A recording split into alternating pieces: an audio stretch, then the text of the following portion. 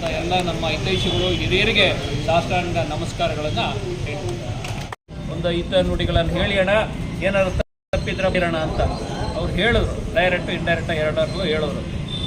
ನೋಡ್ರೆ, ಆಚರಣೆ ಅದ್ದೂರಿಯಾಗಿ ಮಾಡಿಕೊಂಡು ದುಂದು ವೆಚ್ಚವನ್ನು ಮಾಡುವಂಥದ್ದು ಬೇಡ.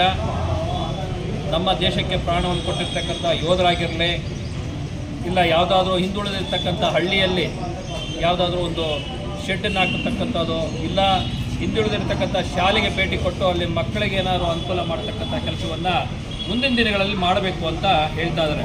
ಒಂದು ಸಾಮಾಜಿಕ ಕಳಕಳಿಯನ್ನು ಇಟ್ಕೊಂಡು ಇವತ್ತೊಂದು ದಿವಸ ಏನು ನಮ್ಮ ಮುಖಂಡರು ಈ ಒಂದು ಮಾರ್ಗದರ್ಶನವನ್ನು ಹೇಳಿಕೊಟ್ಟಿದ್ದಾರೆ, ಅದೇ ರೀತಿಯಾಗಿ ಈಗಾಗಲೇ ಶ್ರೀಕಲ್ ರಾಮಚಂದ್ರೇಗೌಡರು ಚಾಲನೆಯನ್ನು ಕೊಟ್ಟಿದ್ದಾರೆ.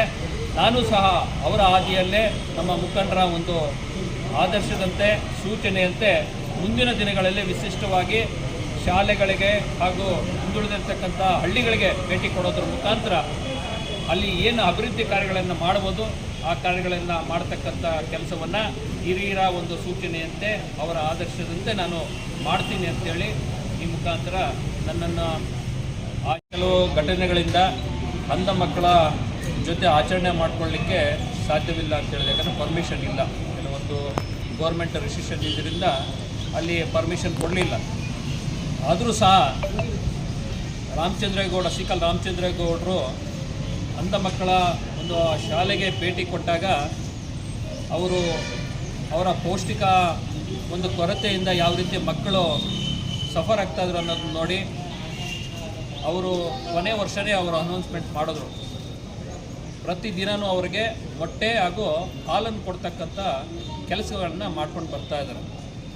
ಅದೇ ನಿಟ್ಟಿನಲ್ಲಿ ಇವತ್ತು ದಿವಸ ನಮ್ಮ ಮುಖಂಡರಾಗಿರ್ತಾರೆ. ಈಗ ನಿಮ್ಮ ಪಕ್ಷದ ಹಿರಿಯರು ಸರ್ ಹೇಳಿದ್ದಾರೆ, ಮುಂದಿನ ದಿನಗಳಲ್ಲಿ ಏನು ಹಣ್ಣು ಹಂಪಲು ವಿತರಣೆ ಮಾಡೋದು ಎಲ್ಲರೂ ಮಾಡ್ತಾರೆ, ಇದಕ್ಕಿಂತ ವಿಭಿನ್ನವಾಗಿ ತಾವೇನಾದರೂ ಮಾಡಬೇಕಂತ ಒಂದು ಅಭಿಲಾಷೆನ ಅವರು ವ್ಯಕ್ತಪಡಿಸಿದ್ದಾರೆ. ಅದಕ್ಕೆ ಸಂಬಂಧಪಟ್ಟಂಗೆ ತಾವು ಮುಂದಿನ ವರ್ಷ ಯಾವ ರೀತಿ ತಮ್ಮ ಒಂದು ಹುಟ್ಟುಹಬ್ಬವನ್ನು ಆಚರಿಸ್ತೀರಿ, ಯಾವ ರೀತಿ ಒಂದು ವಿಭಿನ್ನವಾದ ಕಾರ್ಯಕ್ರಮಗಳನ್ನ ಮಾಡ್ತೀರಿ ಸರ್?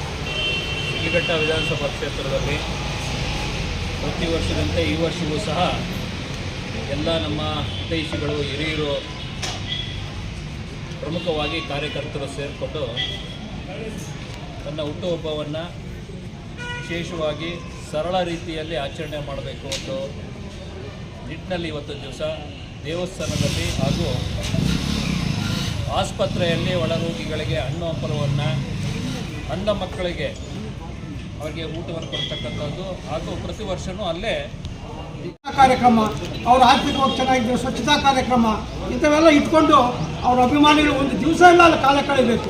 ಒಂದು ದಿನ ನಿಜವಾದ ಅಭಿಮಾನಿಗಳಾದರೆ ಕೆಲವರು ಏನೋ ಫೋಟೋ ಶೂಟ್ ಇನ್ನೊಂದಕ್ಕೋ ಮತ್ತೊಂದಕ್ಕೋ ಬಂದು ಹೋಗ್ಬಿಡೋಣ ಅನ್ನೋದು ಅವ್ರು ಹೇಳಿದ್ದಾರೆ ಅಂಥೇಳಿ ಅವೆಲ್ಲ ಇಷ್ಟ ಆಗಲ್ಲ.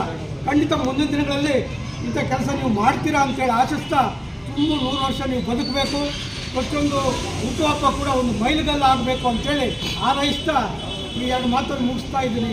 ಜೈ ಹಿಂದ್. ನೀವು ನೋಡ್ರಿ, ಹೆಚ್ಚು ಹೆಸರು ಮಾಡಿರ್ತಕ್ಕಂಥವ್ರು ಅಲ್ಪಾಯುಷಿಗಳು ಯಾವ ರೀತಿ ತಮ್ಮ ಹೆಜ್ಜೆ ಗುರುತುಗಳನ್ನು ಇತಿಹಾಸದಲ್ಲಿ ಬಿಟ್ಟು ಹೋಗಿದ್ದಾರೆ. ಯಾರೇ ಇರಬಹುದು ಇತಿಹಾಸದಲ್ಲಿ, ನೀವು ಭಗತ್ ಗುರು ಇರ್ಬೋದು, ರಾಜಗುರು ಇರ್ಬೋದು, ಸುಖದೇವ್ ಇರ್ಬೋದು, ಮದನ್ ಲಾಲ್ ಧಿಂಗ್ರಾ ಇರಬಹುದು. ಇವರೆಲ್ಲ ದೇಶಕ್ಕೋಸ್ಕರ ಅನೇಕ ಜನ 19 ವರ್ಷ 20 ವರ್ಷಕ್ಕೆಲ್ಲ ಪ್ರಾಣ ಕೊಟ್ಬಿಟ್ರು. ಈ ರೀತಿ ಒಂದು ಜನರಿಗೆ ಸ್ಫೂರ್ತಿಯನ್ನು ಕೊಡಬೇಕು. ಎಷ್ಟು ವರ್ಷ ಬದುಕ್ತೀವೋ ಅನ್ನೋದು ಮುಖ್ಯ ಅಲ್ಲ, ಆ ಬದುಕಿರೋ ಸ್ವಲ್ಪ ಸಮಯದಲ್ಲಿ ನಾವೇನು ಮಾಡ್ತೀವಿ ಅನ್ನೋದು ಮುಖ್ಯ. ಆನಂದ್ ಗೌಡರು ಇವತ್ತು 44ನೇ ವರ್ಷದಿಂದ ಆಚರಿಸ್ಕೊತಾ ಇದ್ದಾರೆ.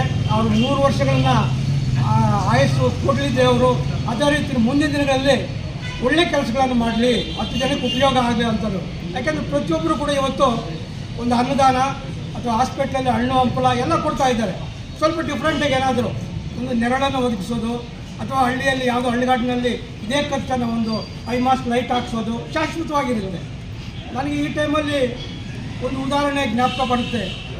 ಪುಲ್ವಾಮಾ ದಾಳಿಯಾದಾಗ ಮಂಡ್ಯದ ಒಬ್ಬ ರಾಮು